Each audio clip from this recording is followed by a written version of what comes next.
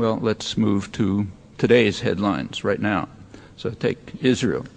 Sharon is a man of peace, as the president just described him, despite an impressive record of terrorist atrocities, includes large-scale massacres of defenseless civilians back in the early 1950s, brutal expulsion of thousands of Bedouins 20 years later under the Labor government, destroying their lands, mosques, cemeteries, driving them into the desert to clear northeast Sinai for Jewish settlement, the background for the 1973 war, and including, of course, the 1982 war fought in Lebanon, killing 20,000 people, in order to secure Israeli control over the occupied territories, and other atrocities, all of them international terrorism, because they rely crucially on U.S. support since the 1970s.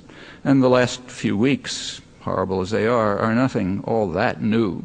I personally saw similar things firsthand in the West Bank during the first Intifada, 1988. In this attack, the most ferocious and destructive weapons that destroyed the Jenin refugee camp and the ancient Kasbah, the old city in Nablus, in ways reminiscent of the Taliban if you look closely. The most ferocious weapons were U.S. helicopters, supplied in the full knowledge that they're going to be used for those purposes. There's no doubt about it. It's a pretty ugly story. It bears retelling. It involves Clinton and the U.S. media, including ours right here. I'll come back to it if you like. Furthermore, the U.S. government remains active right now in enhancing terror there, I'm borrowing the president's words. So in last December, the Security Council debated a resolution calling for the implementation of the Mitchell Plan and the dispatch of international monitors to oversee the reduction of violence. That's the most effective means, as is generally recognized. Such efforts are routinely blocked by Washington. Again, this was vetoed on December 14th. That particular veto happened to be taking place during a 21-day period of calm. That means that only one Israeli soldier was killed, along with 21 Palestinians, including 11 children, and 16 incursions into areas under Palestinian control. 10 days before the U.S. veto, there was a conference in Geneva, important conference, which the U.S. boycotted and therefore undermined, a conference that once again concluded that the Fourth Geneva Convention applies to the occupied territories. That entails that virtually everything that the United States and Israel do there is a grave breach of the Geneva Conventions, meaning a war crime of unusual severity, grave breach under U.S. law. The conference, which included the European Union, even Britain went along, specifically declared that the U.S.-funded Israeli settlements are illegal, and it condemned, I'm quoting it now, it condemned the practice of willful killing, torture, unlawful deportation, willful depriving of the rights of fair and regular trial, extensive destruction and appropriation of property, carried out unlawfully and wantonly. They're not talking about the last couple of weeks. This is December 5th.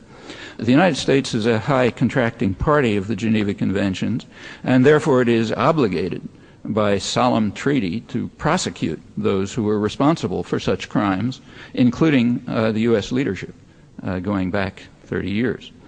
The United States has not officially withdrawn its recognition of the applicability of the Geneva Conventions to the occupied territories, nor has it withdrawn its official censure of Israeli violations as the occupying power. I'm quoting George Bush the first when he was UN ambassador. In October, and that remains official policy. In October 2000, the Security Council reaffirmed the consensus on this matter. It called on Israel, I'm quoting, called on Israel, the occupying power, to abide scrupulously by its legal obligations under the Fourth Geneva Convention. Remember, that excludes just about everything that's happening there as a war crime. The vote was 14-0. It means it becomes international law. The 0 is because of one abstention. Clinton abstained, presumably not wanting to veto one of the core principles of international humanitarian law, particularly in the light of the circumstances in which it was enacted. in 1949 in order to criminalize formally the atrocities of the Nazis in occupied territories. Well, all of this is another significant contribution to enhancing terror, all the more so because it's scarcely reported. The Geneva Conference, in fact, wasn't reported, and very quickly consigned to the memory hole, which is already amply furnished with our own quickly forgotten crimes.